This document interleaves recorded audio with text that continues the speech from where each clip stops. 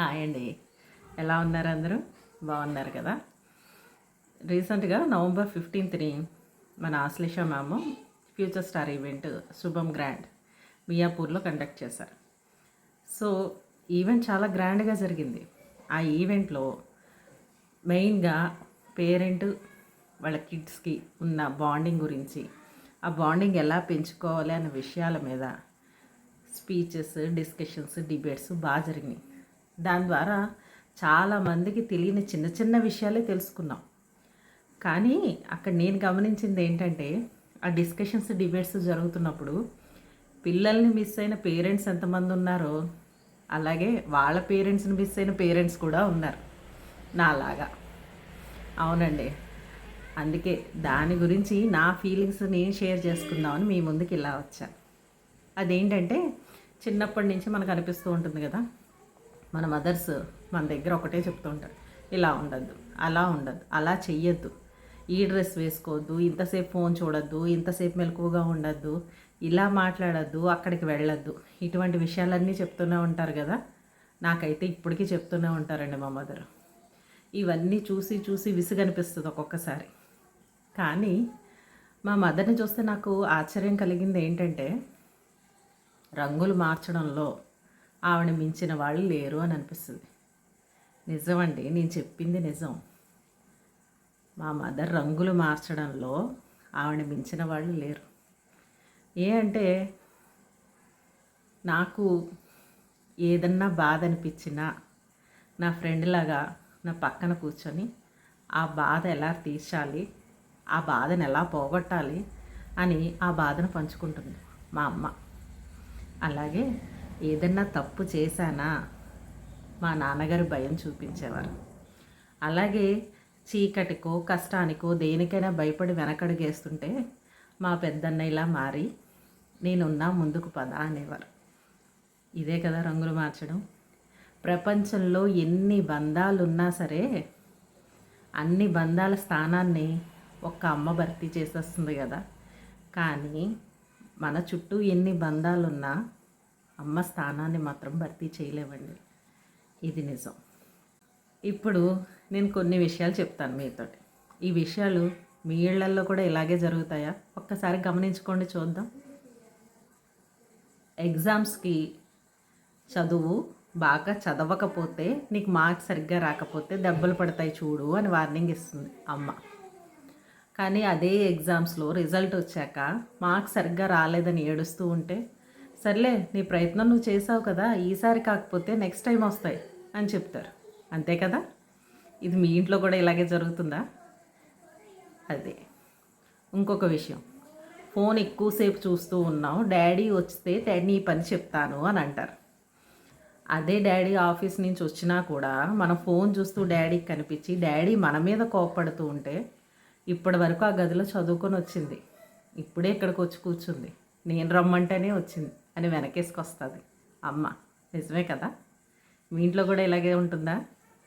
ఆ తర్వాత ఇంకో విషయం అండి, ఆడపిల్ల అందంగా ఉండాలి, సున్నుపిండి రాసుకో, గంధం రాసుకో, పాలమీగడ రాసుకో అని చెప్తూ ఉంటారు.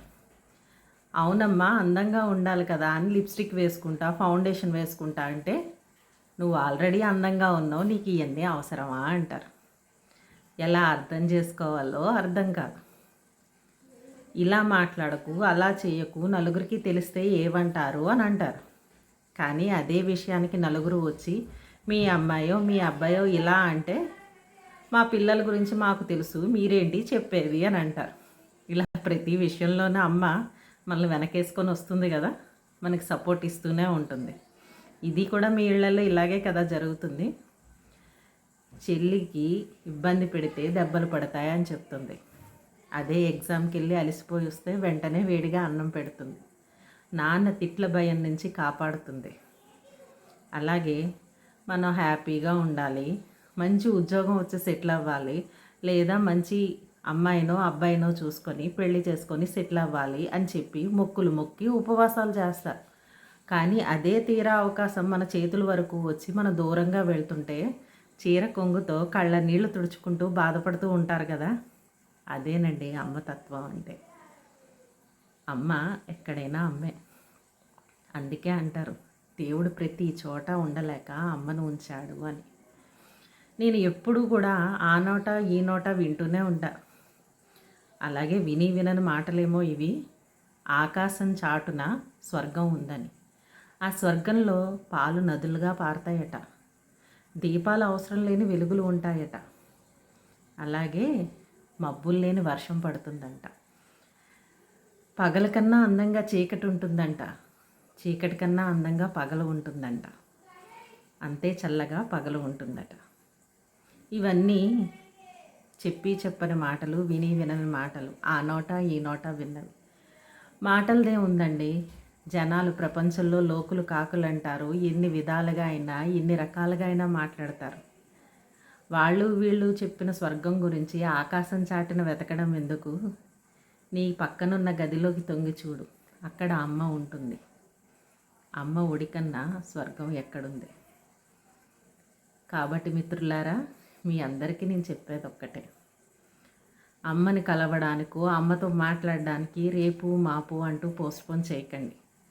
ఇంత విన్న తర్వాత కూడా అమ్మని గట్టిగా హగ్ చేసుకొని ఐ లవ్ యూ అమ్మ అని ఒక్కసారి చెప్పి చూడండి. ఆ సంతోషం ఏంటనేది మీకు కూడా అర్థమవుతుంది. మన ఇంట్లో మీరు ఎప్పుడైనా గమనించారా? ఇంట్లో ఏం పోయినా సరే, అంటే తాతయ్య స్వెట్స్ అవనివ్వండి, నానమ్మ మందులు, డాడీ వ్యాలెట్, చెల్లి రిబ్బను, అన్నయ్య పుస్తకాలు, నా చున్నీ, ఏది పోయినా సరే అది అమ్మకే దొరుకుతుంది. కానీ అమ్మ కావాలని ఏదన్నా దాచిపెడితే అది భగవంతుడు కూడా వెతకలేడు. అవును, చిన్నప్పటి నుంచి వెతుకుతూనే ఉన్నా. ఇంట్లో ప్రతి మూల వెతుకుతూనే ఉన్నా అమ్మ మా నుండి దాచిపెట్టిన ఆ బాధని. కానీ కనిపించలేదు. ప్రతి వంటగది అలమారాల్లోని వెతికాను. మమ్మల్ని పెంచి పెద్ద చేయడం కోసం అమ్మ తన కళలను విచ్ఛిన్నం చేసుకుంది. ఆ విచ్ఛిన్నం చేసిన కళల గురించి వెతికాను. కానీ దొరకలేదు. మాకన్నా ముందు అమ్మ పడుకొని ఏడ్చిన కన్నీటి విలువ తన తలగడకే తెలిసేమో అని అనిపించింది నాకు. అంతే కదా, మనల్ని పెంచి పెద్ద చేయడానికి మన పేరెంట్స్ ఎంతో కష్టపడతారు కదా. కానీ ఆ పేరెంట్స్కి వాళ్ళ విలువ ఇవ్వడానికి, వాళ్ళతో మాట్లాడడానికి మనం ఈరోజు రేపు కాదు, నెక్స్ట్ వీక్ కాదు, నెక్స్ట్ మంత్, నెక్స్ట్ ఇయర్ అని చెప్పి ఆలోచిస్తూనే ఉంటాం, పోస్ట్పోన్ చేస్తూనే ఉంటాం. కానీ అదే అమ్మ నిన్ను బంగారం అని పిలిచి ఆమె తల్ల కూడా నెరిసిపోయింది కదా. ఆమె దగ్గర అంత టైం ఉందా? ఆలోచించండి. అందుకే చెప్తున్నా, అమ్మ ఐ లవ్ యూ అని ఒక హగ్ చేసుకొని ఒక్క మాట చెప్తే ఆమె మొహంలో సంతోషం చూడండి. ఎన్ని కోట్లు తెచ్చినా అది మీరు ఇవ్వలేరు కదా. అందుకే అమ్మతో మాట్లాడడానికి ఆలోచించకండి, హెసిటేట్ చేయకండి, అమ్మని చులకన చేయకండి, నిర్లక్ష్యం చేయకండి. అమ్మ ఐ లవ్ యూ అని చెప్పండి. రోజుకొక్కసారి అమ్మతో మాట్లాడి చూడండి. ఎన్ని కోట్లు కొనిచ్చినా సరే ఆ ఆనందం మీకు రాదు. ఇదంతా పాటిస్తారు కదా. This is my request. Thank you everyone.